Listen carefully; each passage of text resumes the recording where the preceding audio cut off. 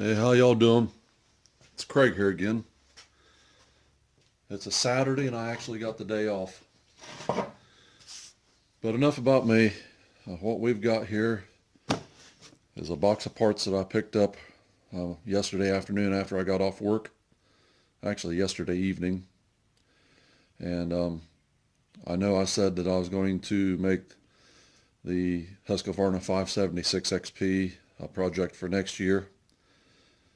But you know, it just bugs the crap out of you when you got something and you really want to get it done. You just go ahead and get stuff and get at it.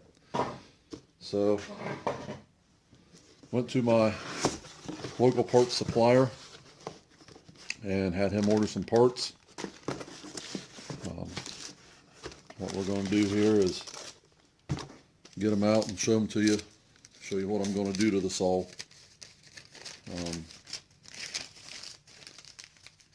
I'm not going to show you where I got them from. I don't know if they'd appreciate that, but the boy that sold them to me, he's a pretty good guy. He actually cut me what I feel is a pretty decent price on everything. Everything that's in this box, $249.99. It's all OEM stuff, all from Husqvarna. Start off with the inlet pipe. You know, the old one held pressure, I know, because I've done the pressure vac test, but I don't know how old the saw is. You know, I hate to get it together, spend this kind of money, and then have one of them tubes or the intake boot itself, you know, crack a hole or a little slit in it and start sucking air and running lean and wreck a cylinder. This here is actually parts for a Husqvarna 55. This is the chain adjuster bolt, the dog, and a little nylon nut. I had it brought into the shop and it was actually leaking bar oil profusely.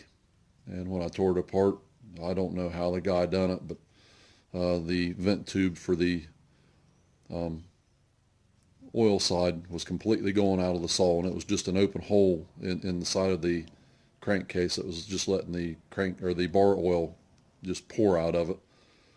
Didn't notice that this wasn't on there when I took it apart, but I went put it back together and could not adjust the bar chain, so I had to go get an adjuster for it. But that was also included in the price, the $249. I believe the total cost of all them parts were about $5, so we're still at $245 for everything for the Husqvarna 576. OE fuel line.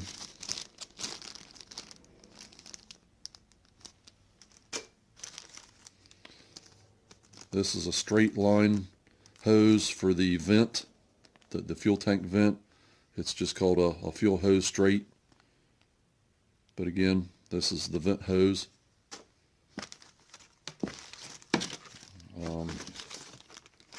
Got the impulse tube.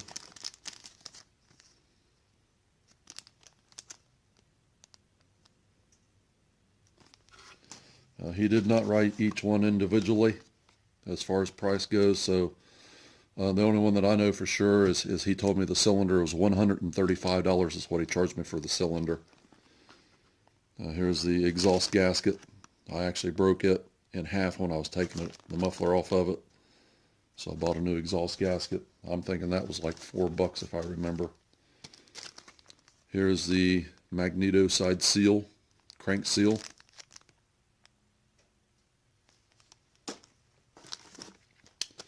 Here's the PTO side crank seal. Again, I know the saw didn't have any leaks around the seals, but I have no idea what kind of shape the seals are really in. So it's cheap insurance to replace the seals as far as I'm concerned. You know, I think both seals together were probably $12. I'm not sure what all's in this. I did order a carb kit, and I would say that's probably everything that's in this bag. It's just the carb kit itself, but let's open it up and take a look.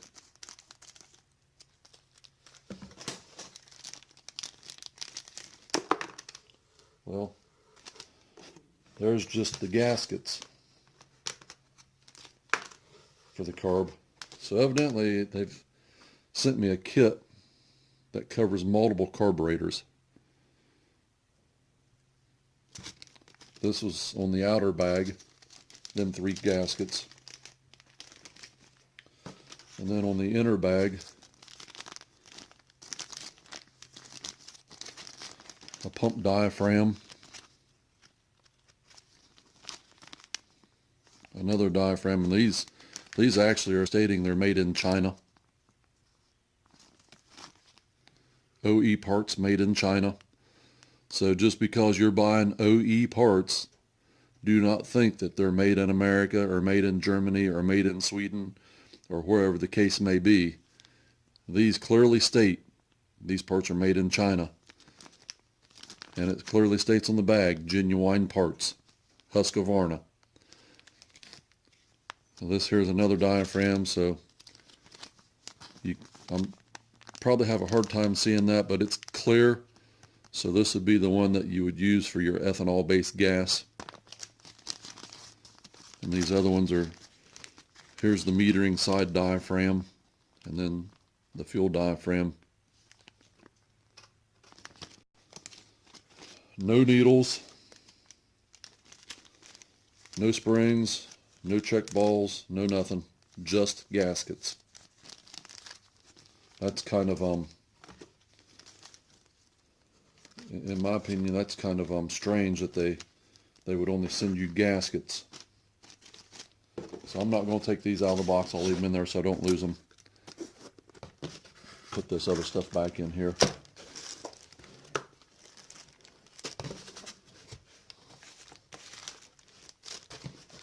So I don't lose it.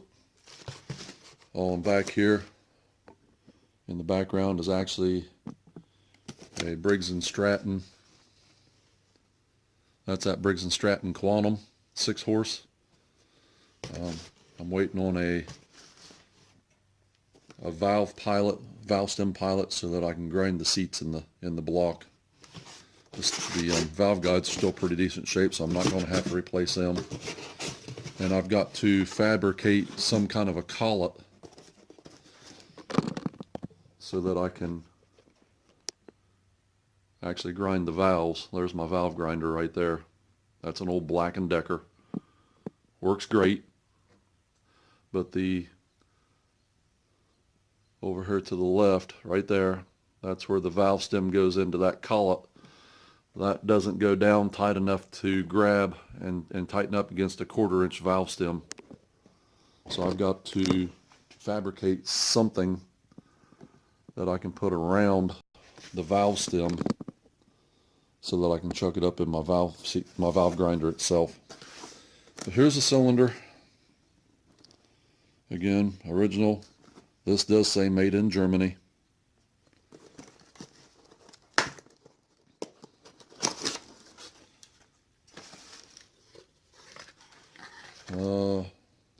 Decomp plug come with it, and that says Germany as well.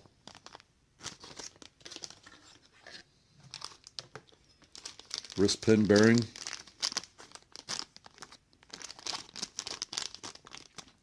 Slovakia. So again, this is not made in Germany, it's made in Slovakia, even though it is a genuine part. We got another little baggie in there.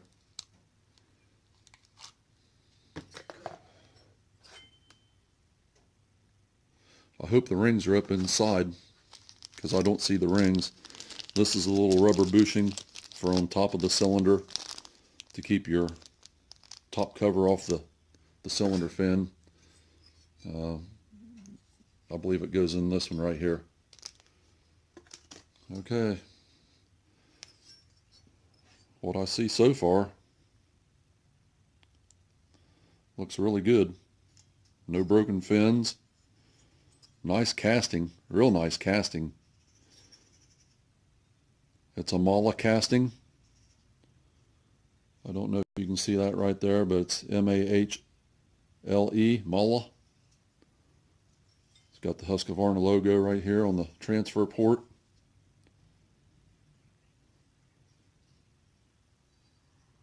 And this is a real nice looking casting, real nice.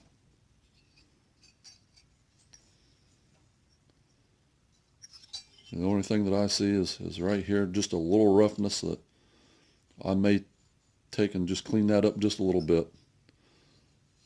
I'm not going to do any kind of port work to this cylinder. I'm not even going to clean up the runners or nothing. From what I see right now, they look really good. So I think I'll just put it back together stock. Ooh, hold on.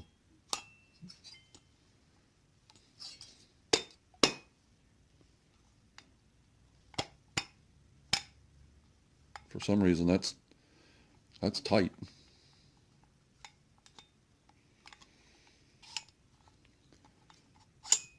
Well, there's why. They actually installed the rings on the piston.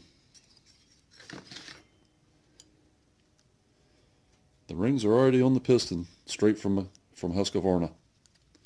They've got one circlip installed, and there's something that I didn't see. Was the second circlip.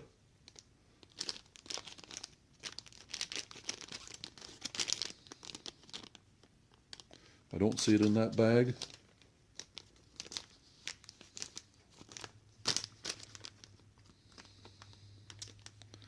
I don't see it in that bag either. There it is right there. They actually put 2 circlips in there. So I got a total of 3 circlips with this cylinder assembly.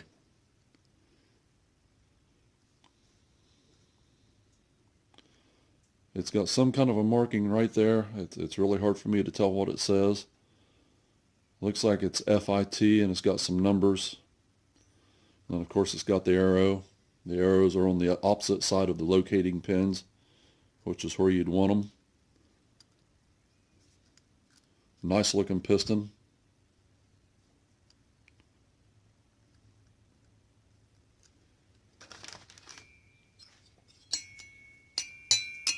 Hope you can hear that. Got a nice ding ring to it. Again, down inside. This is an OE cylinder, not an aftermarket. What I see, plating looks really good. Squish band looks really good. Combustion chamber looks excellent.